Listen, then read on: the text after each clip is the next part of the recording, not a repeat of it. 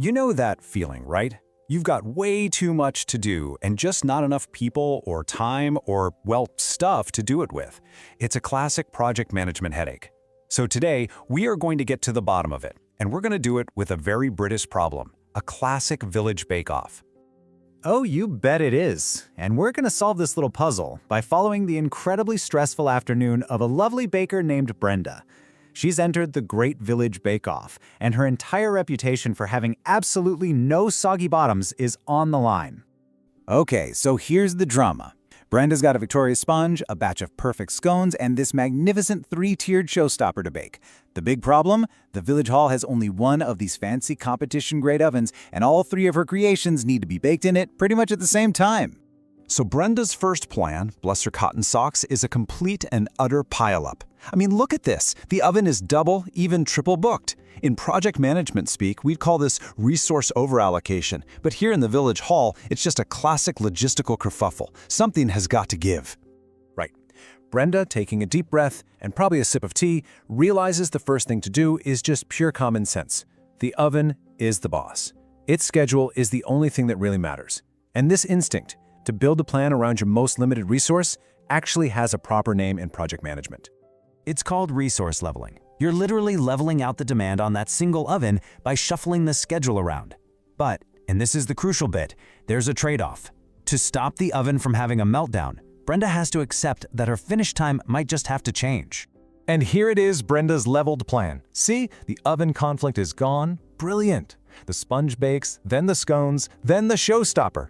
It's all very neat, it's logical, but hang on a minute. The judging is at 4 p.m., and her showstopper isn't even out of the oven until 5. The oven is happy, but the deadline is well and truly missed. It's a disaster. So let's just recap what leveling does. It's absolutely fantastic for sorting out resource clashes when you just don't have enough to go around. But the huge trade-off is time.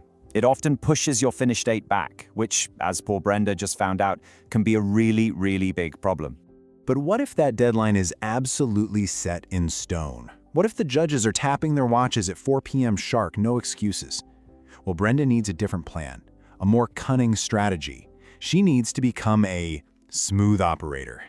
And that brings us to our second technique, resource smoothing. Now, the absolute golden rule here is that the project deadline cannot, will not, change. So instead of moving the finish line, you find the hidden wiggle room in your schedule and you cleverly adjust tasks within that space. So what is this magic ingredient that makes it all possible? It's something called float. Just think of it as free time or wiggle room. It's the amount of time you can delay one particular task without messing up your final deadline. And suddenly, Brenda has a brainwave. Her scone dough actually gets better if it rests for a bit before baking. That resting time, that's her float. And here is the smooth plan in action. That 4 p.m. deadline is the law. The showstopper is the critical task. It has to go in the oven from 2 till 4. The sponge goes in right before that. So, what about the scones? Brenda uses their float, she bakes them first, getting them done and dusted before the afternoon rush. And she can do this because the dough was happy to rest, giving her the flexibility she needed. The deadline is met, the judges are happy, and the oven gets a breather. That is the magic of smoothing. So with smoothing, remember, the finish date is sacred. Your critical path, that's the sequence of tasks that dictates your finish date, is completely untouched. It is all about cleverly using the float you have on your less critical tasks to make everything fit in perfectly. Right then, Brenda has survived her baking crisis. So now let's put these two techniques side by side, head to head.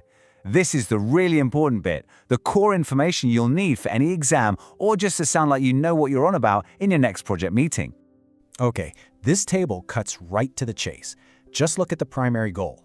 Leveling is kind of a blunt instrument. It's there to fix conflicts. Smoothing is much more surgical. It's about optimizing how you use your time. But the key battleground, the most important difference, is the finish date. Leveling says, I'll finish when I finish. Smoothing says, the deadline is law. And that is the difference that matters most.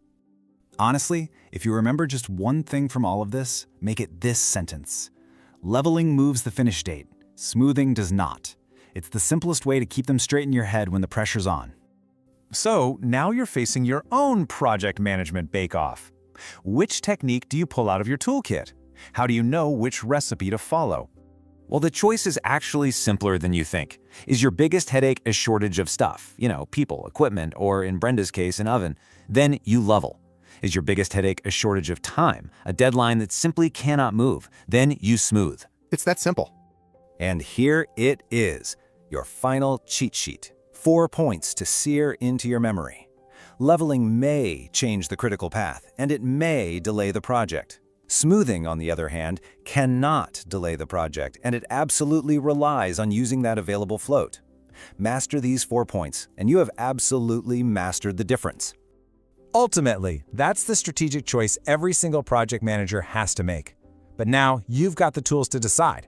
So for your next project, are you going to be a leveler or a smooth operator? Cheers!